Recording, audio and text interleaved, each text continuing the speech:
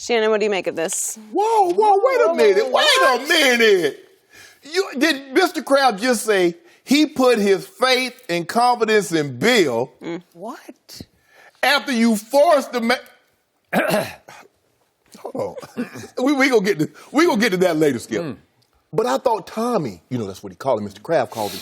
I thought Tommy was going to play another 5 to 7 years. And I believe what Tommy tells me because he was talking about, Tommy says he's going to play another 6, 7 years. Mr. Kraft. I think it was 4 to 5. Okay, go ahead. 4 to 5. Yeah. Okay, so that would mean they shouldn't even be thinking about a quarterback until Tommy gets 43 because he's 41, be 41 in August. So that's another 3 years away. That's true. That is true. With that being said, everybody talking about Tom Brady was going to play until his mid-40s except one guy, and that was the guy that was coaching the team. What has happened with Mr. Kraft is that he's allowed himself to get too close to Tom, and it's clouded his judgment because what Coach Belichick has been able to do is that he's always kept that buffer up.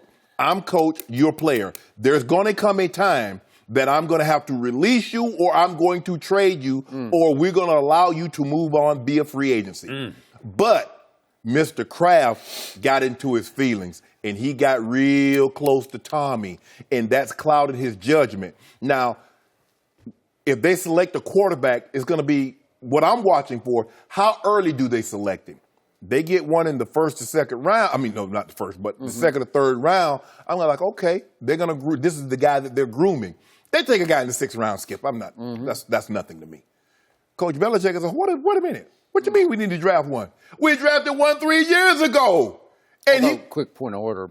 Once upon a time, Tom Brady was a 6th round pick. But anyway, go ahead. Yeah, unless you're going to find that diamond in the rough. Yeah, you go belly up looking for 6th round pick quarterbacks that's going to lead you to the Super Bowl. Coach Belichick is like, hold on. You got your trust and confidence in me now. And I had the guy. You say you trust me. I had the guy that was going to be the bridge. He was one Jimmy Garoppolo. But you got into your feelings and you let Tom Brady FaceTime you and talk you into keeping him. We had the guy that was going to take us to more Super Bowl. So don't talk to me. Don't mention my name when you're in your press conference either.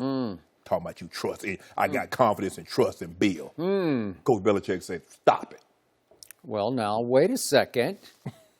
Where are you heading with that? Think about what you just said. Clearly, we both agreed with the ESPN report that at the trade deadline, Robert Kraft stepped in and ordered his head coach to trade Jimmy Garoppolo. That is correct. We also think that Jimmy Garoppolo got given to the San Francisco 49ers for a mere second-round pick, and then he put on a 5-game show at the end of the year for the 49ers. And got paid handsomely. And he got paid really, really handsomely, and you could argue that he'll earn that money. But we both agreed that for the first time ever, Bill Belichick got his wrist slapped, basically, by the owner who said, nope, I side with the quarterback. Right.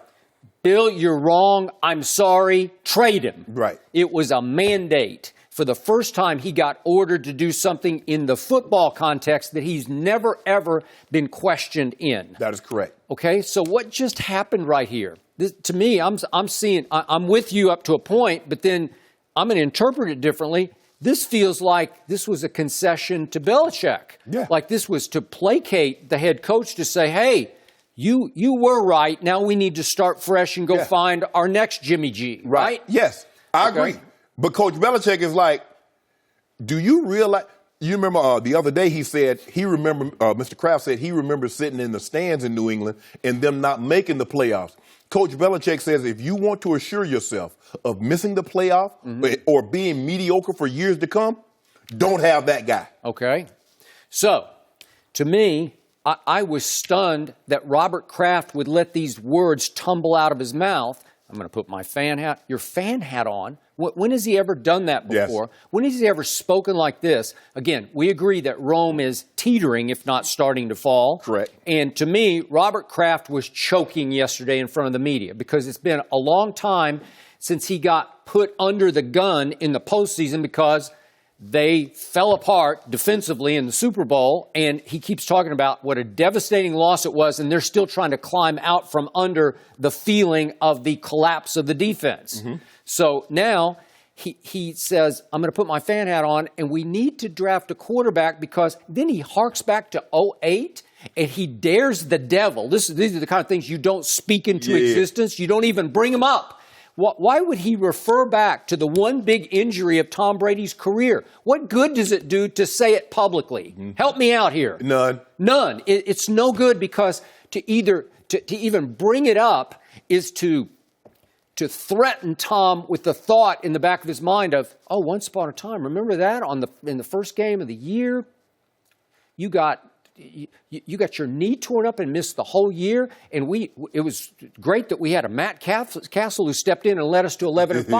Well, listen, you can say what you want about Brian Hoyer, but he's not bad. I mean, I think he's right in the same category with Matt Castle. Right. Okay. Like, he's right in there. I've seen him play some really good games for the Cleveland Browns. Right. I saw him one Thursday night at Cincinnati when the Bengals were riding high, and he put on a pretty nice show there. He's capable of doing, maybe not quite Matt Castle, but he's pretty good. So you're just talking about a backup quarterback. What does that have to do with drafting a kid quarterback? Because if you draft a kid in the third round, do you think he can step in and do what Matt Castle did in 2008? There's no way. No. So why would you even bring this up unless you're trying to concede to the head coach? Are you trying to say you were right about Jimmy G? Are you trying to admit publicly that you were wrong? Or are you trying to placate him to the point that he won't leave, like has Belichick threatened to leave, and now he wants to say something publicly nice about Belichick, like he's handing him his power back? Is he saying, I screwed up. Right. Now I give it all. The whole football operation is back to you, because he says, and I put all my faith and trust and confidence in Bill Belichick. Well, he didn't at the trade deadline. Exactly. Right? And for the very first time, because up until that point, Skip, we have no reason to believe that Coach Belichick didn't have total autonomy and he wheeled and dealed as he saw fit. I like this player, I'm going to select him. I want this free agent, we're going to get him. We want to trade or release this player, that's what we're going to do.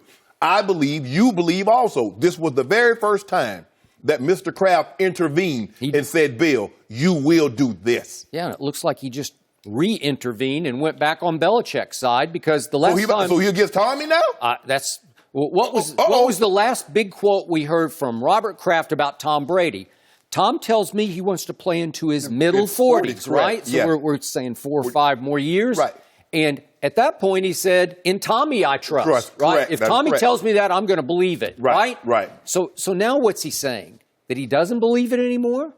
Has he sold out on Tom Brady? I think the thing is, what you and I know, and coaches know, is that when it goes quick. See, I think Mr. Kraft think it's going to be like a gradual decline. Okay, he threw for 4,200 yards this past season. Okay, he'll throw for 3,900, 35. He think it's like a gradual skip, like tick, tick, tick. No, like when great, it's just like boom. One day it's like it's over. Okay, so now you have forced me to put back in perspective what we just saw Tommy Brady do this past season. He won the regular season NFL MVP. Am I right? Yes. And his offense, which has limited star power and firepower, weapon power, it had the most yards in the National Football League and scored the second most points. And that's mostly because of Tommy Brady, the MVP. Is that fair to say? Correct. There was no Julian Edelman all year, his go-to receiver of the year before, right? Yep. Still, most yards gained in the NFL was by Tommy Brady's offense. Then we come up to the AFC Championship game week, and here comes Saxonville. And I'm pretty sure you thought at that point they just might have the best defense in pro football, right? At least the best on the verge defense. It looked like they had arrived to me. Yes. And what happens? Was that on Wednesday, I believe? Maybe Wednesday. Wednesday? It was Wednesday. Tom Brady in practice or somewhere. I don't know what it was. I'll give you that. It seemed a little suspicious how he did it, but it did happen because we saw video evidence in Tom versus Time, episode 6. Correct. And he suffered a deep gash. It looked to me like a deep gash that required, according to him, 12 stitches, but a deep gash at the base of his thumb on his throwing hand. And Tom Brady said in Tom versus Time that there was a day and a night when he didn't think he could play.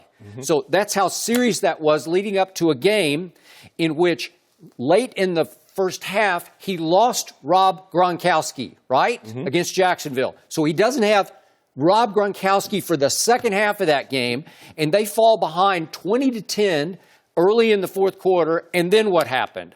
Tom Brady happened, like classic Brady. MVP happened. In the fourth quarter, Brady goes 9 of 14 for 138 yards, 2 touchdowns, and no interceptions, and throws 2 big touchdown passes to little Danny Amendola of 9 yards and 4 yards to win the football game. There was another classic Brady comeback against what everybody acknowledged was the new best defense in pro football. Well, did you see any sign of decay in his game or any sign of losing it or age? Or I didn't see any. I'm sorry. I didn't see a hint of it. Skip, do you remember in 2015, Peyton Manning threw for like 4,700 yards, had 39 touchdowns and 15 INTs. In the Super Bowl year? No, the year before.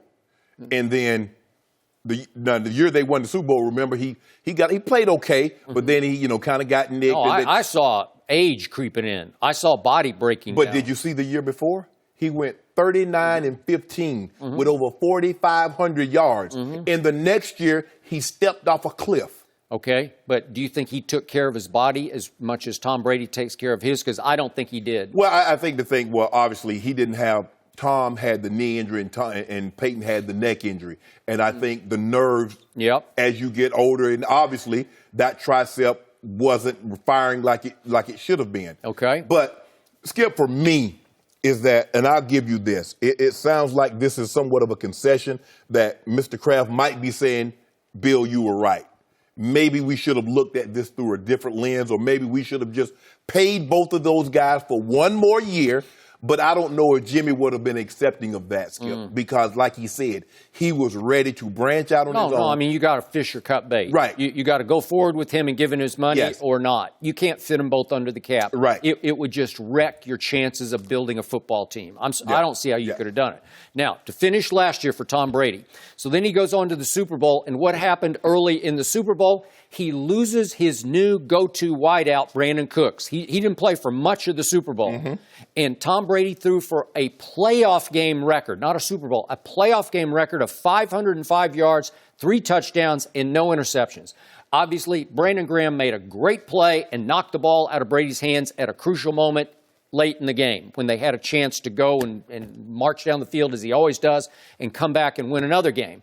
But I'm going to remind you, 505 yards, and he's throwing to little Danny Amendola and to Chris Hogan, both of them once upon a time undrafted coming out of their respective colleges. Undrafted. And he threw for 152 to Amendola and 128 to Chris Hogan. That's like extraordinary what he's doing with guys who barely made it in the league in the beginning. Yeah. Thanks for watching. Subscribe here to get the latest from the show, and be sure to check out more of the best clips from Undisputed, or go watch a few segments from our other shows on FS1.